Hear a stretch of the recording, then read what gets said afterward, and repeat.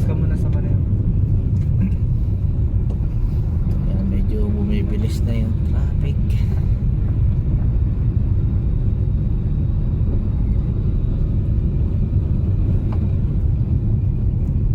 Ginawa nila dito para di makadaan yung mga truck, kaya nilit nila.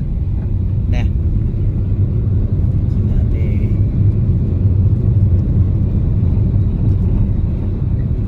pag ganyan yan, dapat nasa segunda tercera ka lang.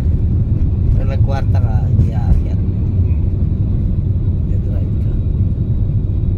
May nasa tulay na kami ng San Fernando.